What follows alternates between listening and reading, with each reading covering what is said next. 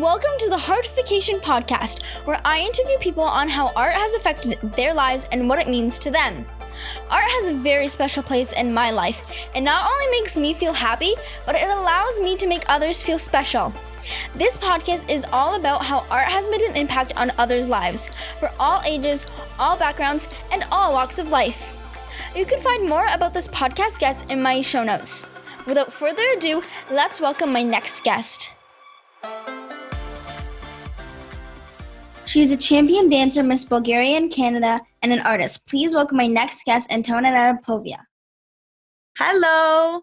Hi. Thank you for having me. Thank you for being on the podcast.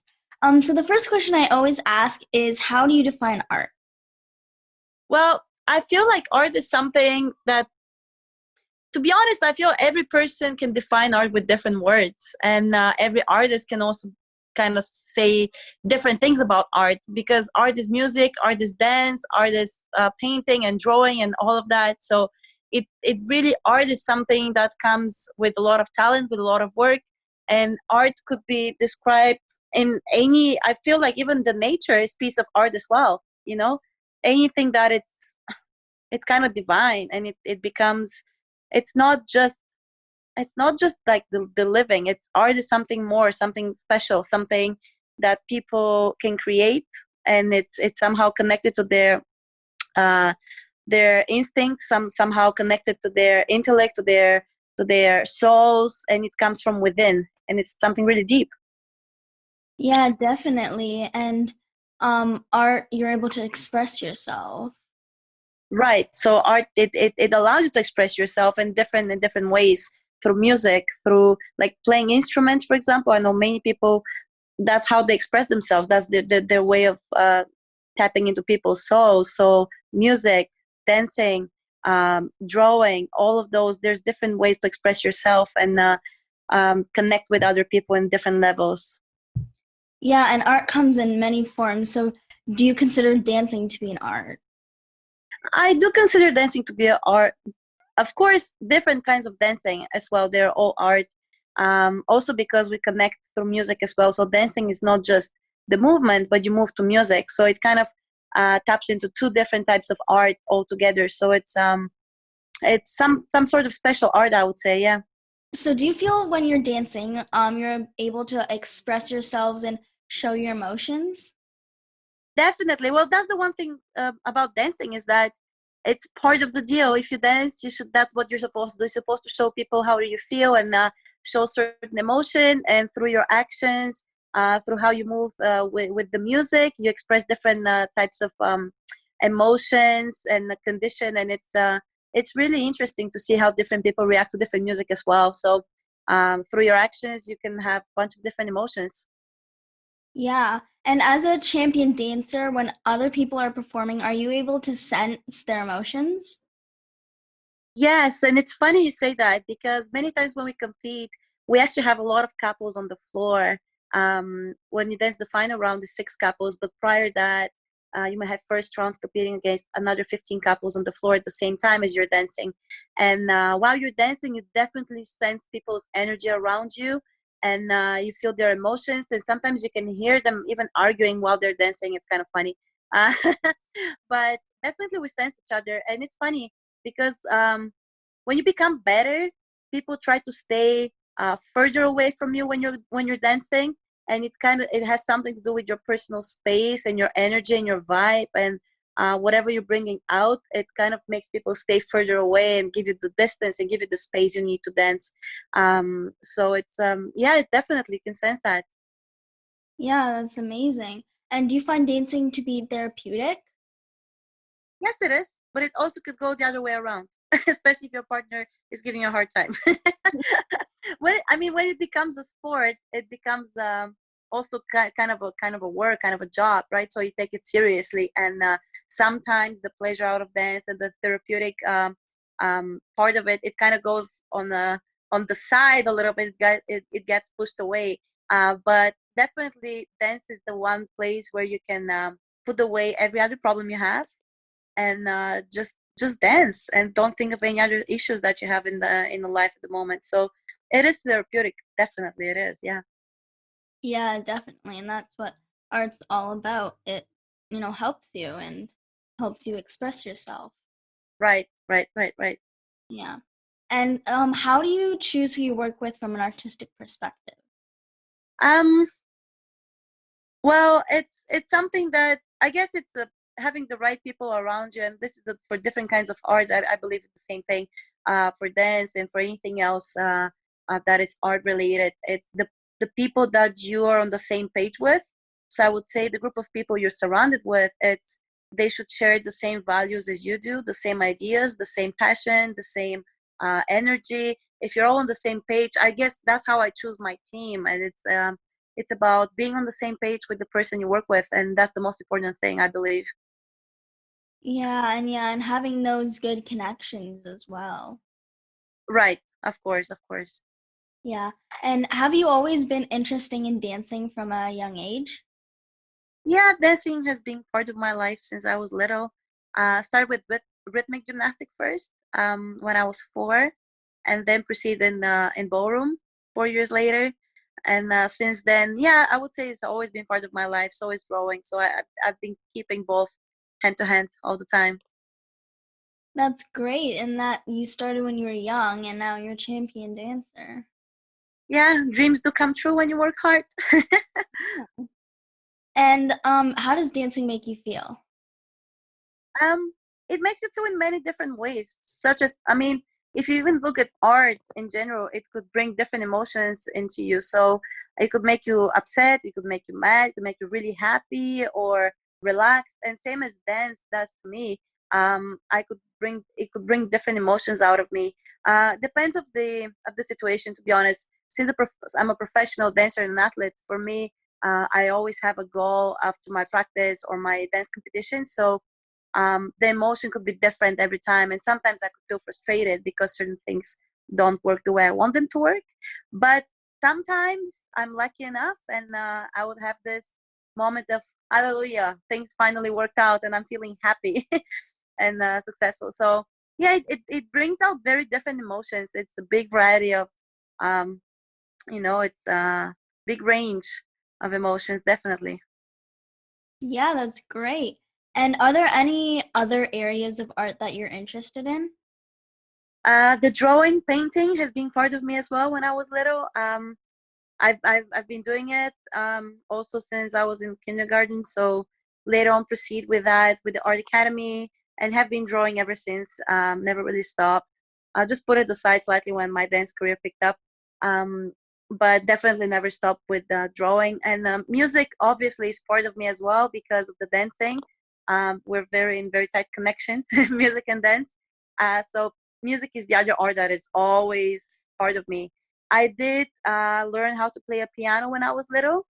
I believed it helped me a lot with dance to understand better music and the timing and the rhythms and all of that. So um, I believe most of the artists, if you're artistic in one area, you would find yourself attracted to different kinds of art, not just your own art that you're crafty at. So most people of art, they would say, oh yeah, I love music and I love drawing and I love dance, and I believe it's kind of a it's in the community. We all love all kinds of art. Yeah, that's great. And are you attracted to any particular artist? um it's I try to stay away from being fully attracted to one particular person at a time, or even though it's an artist. Many people ask me, who's your favorite dancer, or who's your favorite singer, or who's your favorite. I don't really have one that is favorite one for me, because I don't believe that one artist can contain all of the qualities that I'm looking for. So I would try to get inspired. First, I try to find inspiration within myself, and then of course, for me, nature has always been something that inspires me a lot. So if I ever feel depressed or I feel that I'm out of inspiration, I try to stay outdoors, maybe go somewhere near water or park, and I instantly feel recharged, and I feel that I've I kind of have a new ideas right away.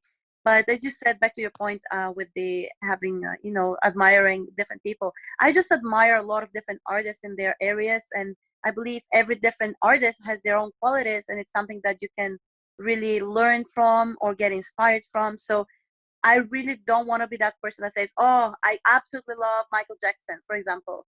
Many people would say that, but there's so many different other artists that are just as great, right? So yeah, I believe that liking just one person and following just one person, and for me, doesn't work personally. So I try to stay away from doing that.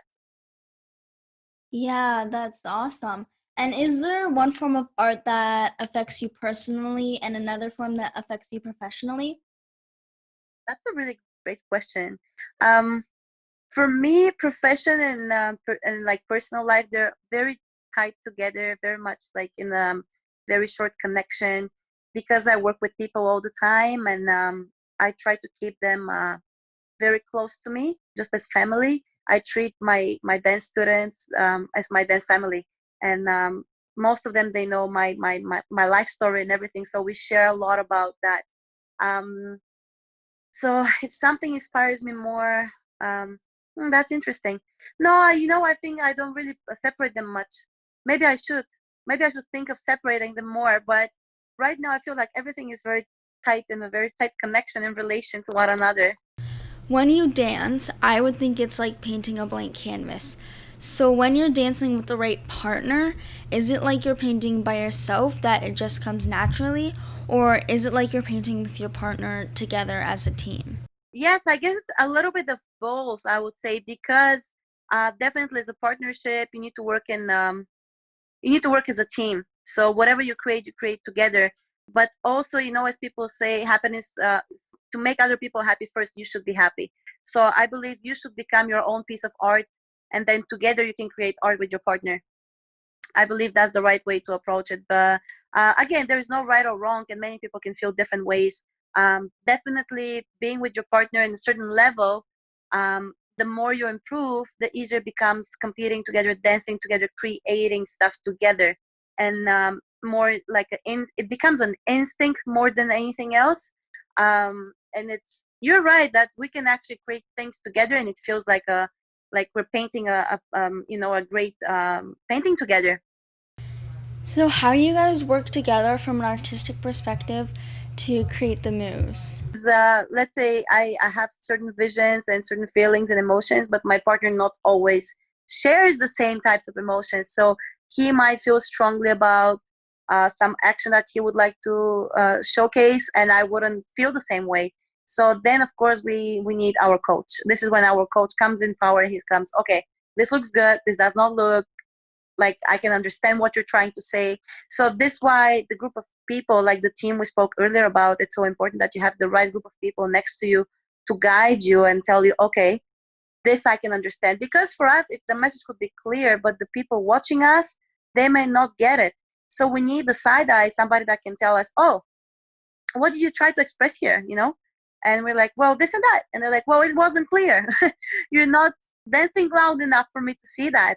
So and we often work with other people too, not just dancers, but people in theater and different artists, because this way they can show us a little different kinds of emotions, and it help us to perform better too. How much of your dancing is about creating a story from a blank canvas for the audience and using emotions and music to tell a story? It's pre-stage, like we have certain routines that we follow, and just at the moment we can show different kinds of emotions, because we dance to different music whatever they play at the competition. We may get sad song, we may get a happy song, so you got to play it by ear, as people say, just whatever happens, you got to play it on stage, and hope that you can get it right. But this is why you should be so well performed, so well like prepared in your technical and mechanical level, so your emotions, when the time comes, they can come in and be based on your very strong mechanical skills. So, my Heartification project is all about giving back to the community, specifically to those with disabilities and illnesses. So, how do you give back to the community? um, I was part of Miss Face of Humanity about 2 years ago. It happened really funny. I was basically at an event, and the guys that were working the media that day they asked me if I was able to support them and help them because their other person wasn't there. So they asked me to take the interviews and be the host of the event. And I was shocked because this was not something I was used to do or ever did. Anyways, I said okay because I wanted to, challenge myself and dig deep and see what else I can do. So I ended up doing it. Later on, I ended up posting for the Miss Face of Humanity and helping with all the interviews, the delegates, and so on. After the event happened, I was promoted to their executive director. And as such, I was really trying to promote the event as much as possible. This is all volunteer job, of course. So I ended up dancing and performing at the event and promoting it throughout Canada and internationally. So yes, we're all very busy with our daily routines, but giving back to the community is one of the things that I'm interested in. So I often support different, one of those, for example, Motion Ball that was just running the other month. I'm always supporting that one. Anything Fight for Cancer and anything that is with sick kids related. So I'm trying to be part of those events, and often I'm offering to, let's say, have a painting for auction, and I've been doing that before different events. So as much as possible, trying to be part of the community as much as possible, of course. So how would you like people to get in touch with you? Well, I have my Instagram running, I have my Facebook running, email, and there's YouTube. Anybody who is interested who can just type in my name and I will show up over there. So pretty easy to reach, I would say. Yeah, that's great. Thank you so much. Thank you so much. It was fantastic to be part of your podcast. Thank you for listening to this podcast. Remember, if you want to find out more about this guest, please go to my show notes where I have all the links needed. If you enjoyed this podcast, please subscribe to my podcast series and help me by sharing it, leaving a rating, and a comment. I hope you join me on my next podcast. Bye for now.